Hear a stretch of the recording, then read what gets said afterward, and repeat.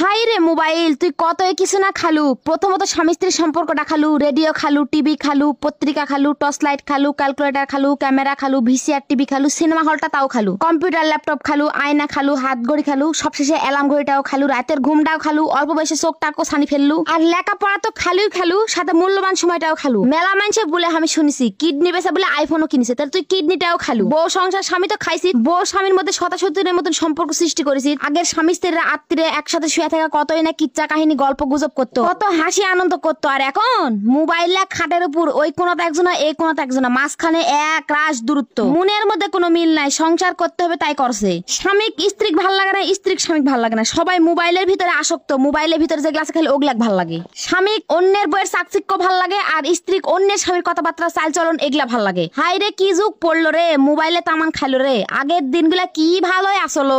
আগে স্বামী স্ত্রীর সম্পর্ক দেখলে জিউ ভরে যেত। আমার নানি দাদিরা আছে, তাদের যে ভালোবাসা দেখলে এখনো জিউ ভরে যায়। আমাদের মধ্যে খালি মারামারি, ফাটাফাটি, গন্ডগোল, খুসাখুসি এগুলা ছাড়া কোনো কিচ্ছু নাই। এর একমাত্র কারণই হচ্ছে ওই সর্বনাশা মোবাইল। ওই মোবাইলে সর্বনাশটা করলো। এটা আগের স্বামীরা আমর থেকে আলে বাড়িতে এসে ঢুকে বলতো, বউ আমার জন্য পানি টানি রেডি করো। আর এখন ওই বাড়িতে আসার সাথে সাথে পাঁচির ওপার থেকে ওয়াইফাই কানেক্ট করে মোবাইল দেখতে দেখতে ঢুকবে, ঢুকে বলবে ভাত দে। বইয়ের দিকে তাকানোর সময় নাই, বউ খাইছে কিনা, পরিছে কিনা, কোনো জিজ্ঞাসাবাদ কিচ্ছু নাই। ওই মোবাইল টিপতে টিপতেই ভাত গাছবে, তাও বউকে একবার শুট করবে নাকি, বইয়ের দিকে তাকাবে না।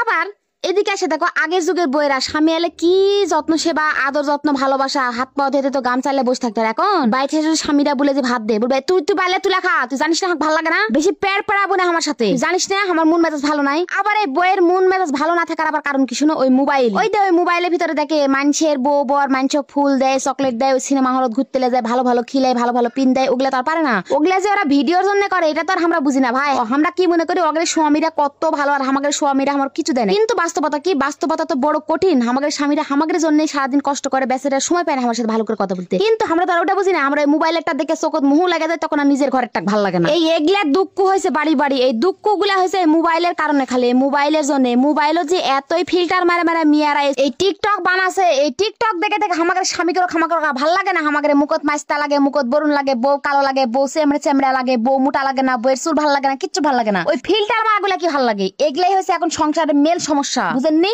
আর বইয়ের সমস্যা হয়ে গেছে ওই যে মানুষের স্বামী মানুষের এত ভালোবাসে, বড় বড় গিফট কিনে দেয়, দামি দামি গাড়ি কিনে দিচ্ছে, কার কিনে দিচ্ছে, কিন্তু আমার কপালে তো ভ্যানও জুটে না। কিন্তু ওগুলা ভাই